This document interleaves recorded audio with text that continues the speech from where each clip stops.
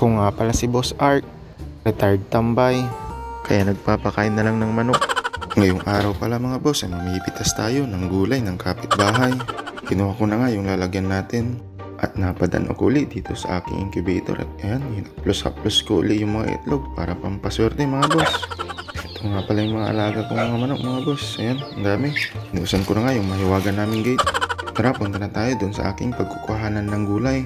Dumaan pala ako dito kila Kuya Larry. At nakita ko rin itong mga kambing nila. Ayan, ang dami pala yung mga kambing nila mga boss. Ang lulusog at ang lalaki mga boss. At dito pala tayo kukuha ng mga gulay mga boss. Ayan, nakikita nyo ba yan? Yan mga boss. Ayan, ang daming bunga ng mga ampalaya. Siya nga pala mga boss, yung mga nakikita nyo na yan. Ayan, dyan sa paligid. Ayan, hanggang doon. Ay, hindi po amin yan. Meron nga pala silang alagang aso dito mga boss. Ang pangalan niyan ay si AJ, siya yung bantay dito sa kanilang mga gulayan.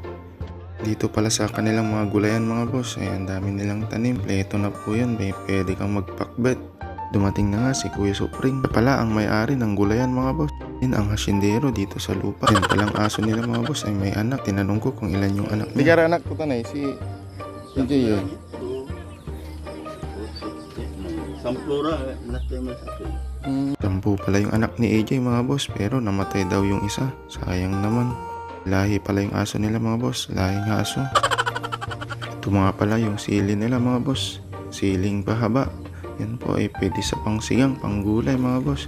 Yan, ang dami pong mga bunga mga boss, hitik na hitik sa bunga. Napakasarap talaga tignan mga boss dahil sa dami ng mga bunga ng sili. Masarap talaga sa pakiramdam kung may mga tanim kang mga ganitong gulay. At inumpisahan na nga ni Kuya Supling na kumuha ng mga pampalaya. Ang pagkuha pala yan mga boss ay ginugunting para hindi masaktan yung gulay. Yung ampalaya pala nila mga boss ay binalutan ng plastik ng yelo para daw hindi mapeste.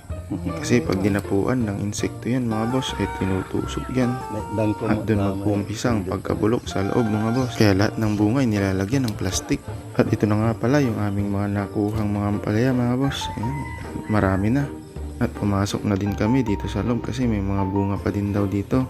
Kaya yan, ang gunting ulit si Kuya Supring. Si Kuya Supring pala ay masipag din na magtanim ng mga gulay katulad ko. Sa kanya ay tama na, marami na to. Meron na din palang bunga yung mga pipino nila. May mga malalaki na mga boss. Pwede na yan pang pulutan.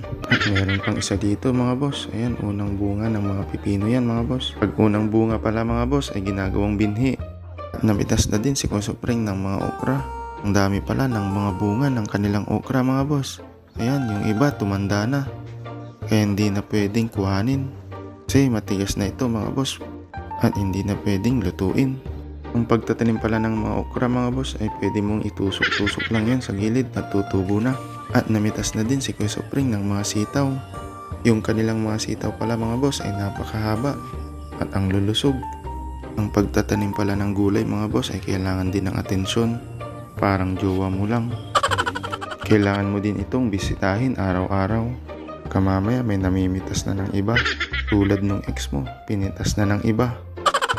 Dali lang magtanim mga boss. Basta may space ka sa iyong mga bakuran, ay pwede ka nang magtanim. Kaya kung may space kayo sa inyong mga gilid ng bahay, ay umpisan nyo na din magtanim mga boss. Para makalibre na din kayo sa inyong mga gulay. Ayan, inumpisan ko na din palang pumitas ng mga sili mga boss. Ayan, napakasarap talaga mamitas pagka maraming bunga. Kung hindi mo pa na-experience mamitas ng gulay mga boss, ayan, pwede kayong pumunta rito. 4 na pirasong sili lang pala ang aking kinuha, pang sahog ko lang. At ito na pala ang aking nakuha mga boss. Ayan, napakarami. May nakita din pala ako dito na bulaklak ng kalabasa mga boss. Ayan, masarap din yan na gulay mga boss.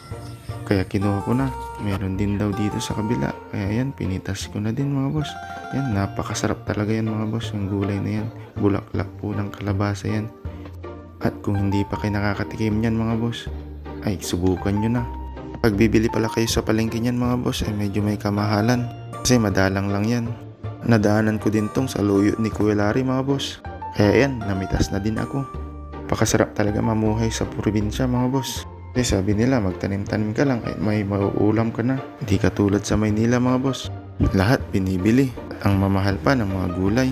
Di katulad dito sa probinsya mga boss, ay hinihingi lang ang gulay sa kapitbahay. Pero depende rin sa kapitbahay mga boss. May mga kapitbahay din na madamot at ayaw magbigay mga boss. Pero napakaswerte ko at yung mga kapitbahay ko mga boss ay napakabait. Trivia lang mga boss, kain pala ng saluyot ay maraming may bibigay na benepisyo sa ating katawan. Kakagamot daw ito ng diabetes, arthritis, fever, colds, diarrhea, ulcer, gonorrhea, hypertension, cardiovascular problems, asthma, cancer mga boss. At pwede mo rin itong gawing tsaa. Papakulan mo lang ito at inumin mo kung masakit ang ulo mo o kaya masakit ang tiyan mo.